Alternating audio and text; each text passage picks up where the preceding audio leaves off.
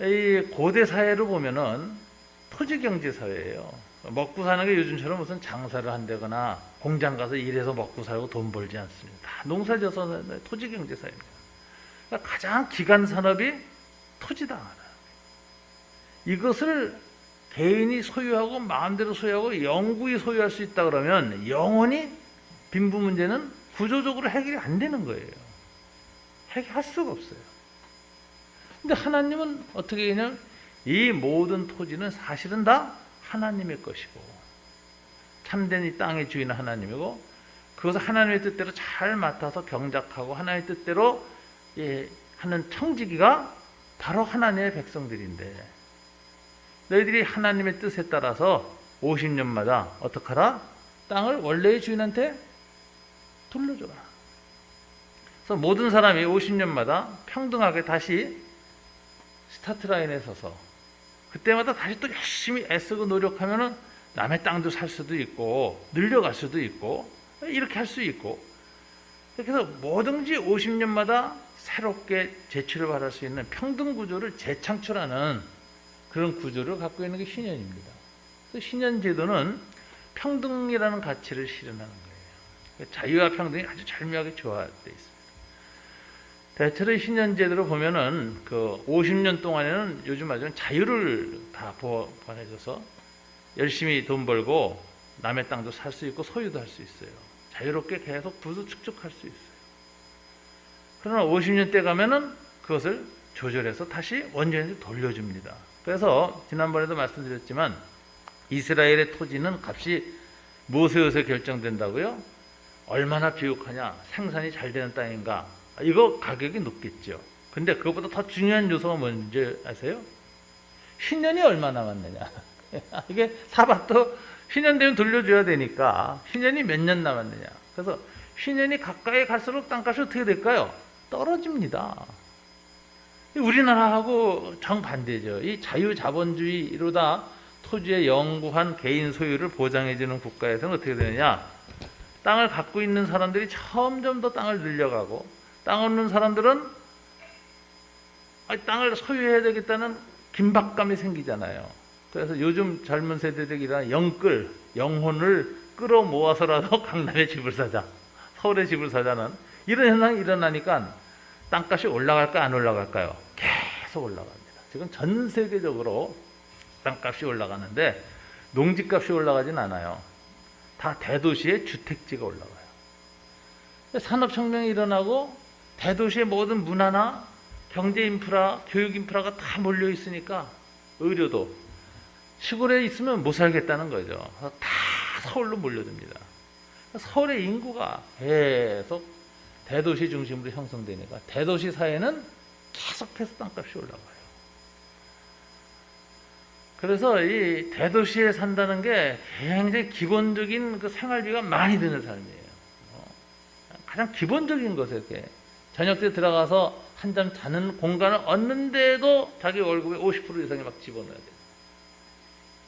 이런 식의 그 아주 그 현상이 일어나는데 이게 이제 자유자본주의, 영구한 개인 소유를 보장해주는 이런 제도에서는 그런 현상이 일어납니다. 그런데 이스라엘은 이게 다르죠. 50년마다 돌려줘야 되니까 땅값이 오히려 갈수록 떨어져요. 처음 49년 남았을 때가 제일 높고 계속 하면서 땅값이 떨어져요. 그러니까 이 가난해서 땅을 팔았던 사람들도 언제 땅을 싸게 되살 수 있습니까? 자기 거를. 신년이 가까이 갈수록 땅값이 줄어드니까 모아뒀던 돈 가지고 주고 신년이 오기 전에 다시 자기 땅을 찾을 수 있어요. 그런데 그것마저도 안 되는 사람, 극빈의 사람들, 그러니 이미 노예가 돼버린 사람들은 신년이 올 때 공짜로 땅을 회복합니다. 자, 이렇게 해서 50년마다 자유와 평등이 회복되어지는 것이다. 하나님의 통치, 하나님이 다스리면 그게 하나님 나라 혹은 천국이죠. 하나님의 다스림 자체가 천국입니다. 천국이 실현되어지는데 그것은 고대 제국하고는 다른 거예요. 제국과 천국을 비교해보면 고대 중근동 제국들은 바로 그런 것이 없어요. 근데 가나안 땅에 실현되는 이 신년제도 같은 걸 보면 하나님 나라의 공동체의 특성을 딱 단면적으로 보게 되는데 고대 다른 사회들하고는 달리 바로 자유와 평등이 적절하게 보장되어 있다. 그래서 하나님의 통치가 일어날 때 일어나는 상황을 보면 정의와 사랑이 같이 잘 조화되어 있고 자유와 평등이 잘 조화되어 있는 상태. 그래서 인간이 원래 하나님이 창조한 원창조의 상태로 살아가는 것, 이게 안식의 삶이거든요. 창조의 원리를 그대로 다시 회복하는 삶. 이게 뭔데? 여기에 결과는 항상 샬롬이라고 불러요. 그래서 샬롬이라는 말은 이 하나님의 정의와 사랑이 어우러지고 자유와 평등의 조화를 이룬 사회가 샬롬이에요. 이게 하나님의 통치의 열매예요. 하나님이 얘기하신 평화는 그런 평화예요. 이게 이제 이스라엘 공동체의 50년마다 실현된다. 자, 여기서 이제 우리는 이 50년마다 반복되는 걸 통해서 뭘 배우느냐? 하나님 나라가 이미 이 땅에 왔지만 완전히 실현되려면 이스라엘도 50년을 기다려야 돼. 이거 올레디 나듯이라 그래요. 이미 하나님의 통치가 시작되었지만 아직 완전하진 않아. 그럼 그 언제 실현되느냐? 50년에 실현되는데 이 50년 실현됐다가도 영원히 50년 희년이 계속 가지 않죠. 또 다시 원래로 돌아가잖아요. 그러니까 이게 말하자면 신년을 통해서 완전히 실현될 그날을 계속 소망하고 기다리게 하는 효과가 있어요. 이걸 갖다 얘기할 때 신학적으로는 종말론적인 소망을 계속 갖게 한다. 그럼 완전히 실현 언제 되느냐? 예수님이 오셔서 이 얘기했어요. 초림하셔서 처음 가버나움 회당에 오셔서 내가 이 땅에 온 것은 하나님의 신년의 은혜를 전파하려 함이라. 전파하기 위해서 오셨어요. 그래서 먼저 우리들의 모든 빚을 탕감해주는 십자가의 죽음을 하셨어요. 하나님 앞에 우리의 죄의 빚을 다 탕감하셨어요.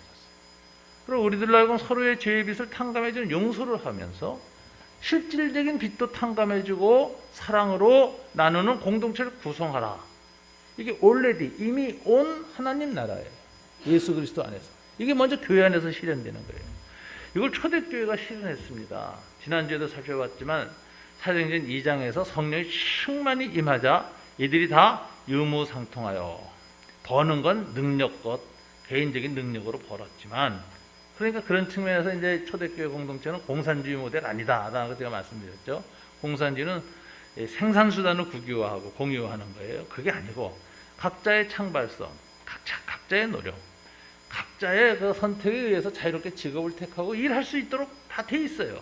그러나 번 것을 성령 안에서 이기심이 극복되어져서 다른 사람, 없는 사람들, 가난한 사람들에 의해서 나눠주고 하는 그런 공동체가 생겼는데 이게 성령이 초대교회에 임하고 나니까 나타난 첫 번째 하나님의 통치의 결과였어요. 자유롭게 평등을 실현한다는 거죠. 이게 자유롭게 평등을 실현한다는 것을 오해한 사람이 아나니아와 삽비라죠. 억지로 하려고 했죠. 억지로 하려고 하니까 하나님을 속였어요. 그래서 베드로가 이 아나니아 삽비라 야단칠 때, 그 임의성을 강조합니다. 내가 밭을 팔기 전에도 이건 내가 임의로 할 수 있었고, 팔고 난 후에도 교회에 얼마를 내느냐, 이거 강제한 적이 없다. 임의로 하게 되었지 않느냐. 근데 네가 어찌 이것을 마음에 두고 억지로 하려다가 성령도 속이고 하나님을 속였느냐. 이래서 이제 언약적 징벌의 상징이 되어지는 그런 비극적을 삶을 겪게 됩니다. 자, 여기에서 가만히 보면 초대교회도 보면 임의성을 강조했던 점에서 자유를 보장하는 자유. 억지로 뺏어서 나눠주는 거 아니에요. 하나님 나라는. 인격적인 자발성에 의해서 스스로 자유롭게 벌어들이고 자유롭게 쓰는데 쓸 때 남의 필요를 자기 필요 이상으로 여기면서 놔주는 이 아가페 사랑이 생겨서 평등이 형성되는 거예요. 필요에 따라 통용했다. 그래서 자유와 평등이 예루살렘 교회에서 처음 실현됐습니다.